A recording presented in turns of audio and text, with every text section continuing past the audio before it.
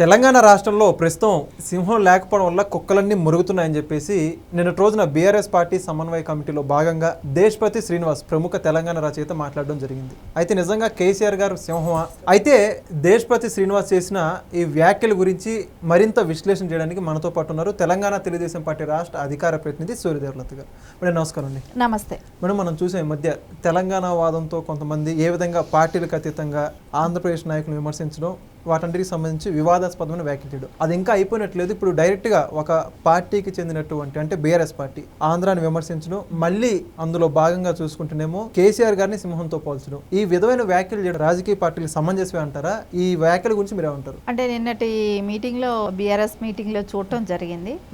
అంటే దేశపతి శ్రీనివాస్ అన్న ఏం మాట్లాడుతున్నాడు అనేది ఆయనకైనా అర్థమవుతుందా లేదా తెలియట్లేదు.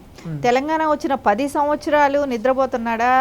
రాష్ట్రం అభివృద్ధి ఏం జరిగింది, రాష్ట్రంలో ఏం జరిగింది, అలాగే వాళ్ళ సింహం కానీ అంత మంచి పనులు చేస్తే ఆ సింహాన్ని ఎందుకు బోన్లో పెట్టారు? సింహం అనేదాన్ని బోన్లో ఉండాలి అంటే సింహం ఎప్పుడు బోన్లో ఉండాలి కాబట్టి అది ప్రజలు గుర్తించారు, కట్ చేయటం జరిగింది, ఆయన్ని పక్కన పెట్టారు అధికారం కోల్పోయేటట్టు.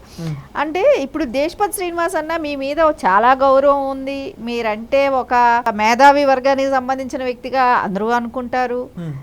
ఇంకొకటి మీరు మంచి రచయిత్రి, మంచిగా రాస్తారు. సో కానీ ఈ 10 సంవత్సరాలు ఏదైతే వైఫల్యం ఉన్నిందో బీఆర్ఎస్ చేసిన వైఫల్యాల గురించి కూడా రాసి పాడితే బాగుంటుంది. ఎందుకంటే 10 సంవత్సరాల్లో కూడా ఎప్పుడు ఎక్కడ గతంలో జరిగిన అభివృద్ధే కానివ్వండి, దాన్ని కంటిన్యూటీ జరిగిందేమో కానీ అసలు దేశం అప్పులు పాలైంది.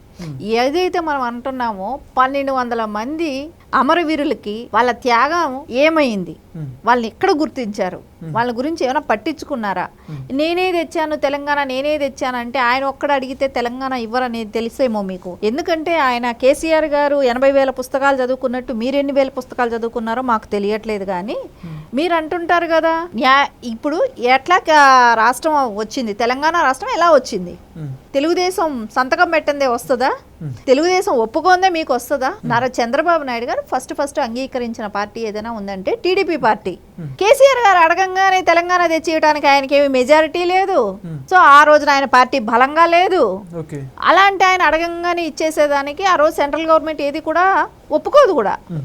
ఈసారి కాంగ్రెస్ ఇచ్చింది అని అంటే కాంగ్రెస్ ఎప్పుడు ఇచ్చింది? తెలుగుదేశం పార్టీ ఒప్పుకున్న తర్వాతే వాళ్ళ ఒపీనియన్ చెప్పింది. అంతేగాని తెలుగుదేశం ఒప్పుకోకముందు వాళ్ళు ఏం చెప్పలేదు. సో మీకు మేధావి వర్గం కదా, మీరు బాగా మేధావులు కదా, మేధావులకి ఈ మాత్రం తెలియట్లేదా? మీరు కొంచెం ఆలోచించుకొని మాట్లాడితే బాగుంటది. అంటే ఇప్పుడు మొన్న ఖమ్మంలో ఒక చిన్న పాప రేప్ చేయబడి ఆ పాపని అంటే పైన నుంచి ఒక 5 అంతస్తుల బిల్డింగ్ నుంచి కింద పడేస్తే కూడా అది చేసిన వ్యక్తి బీఆర్ఎస్ వ్యక్తి. సో దాని గురించి ఎవరు మాట్లాడలేదు.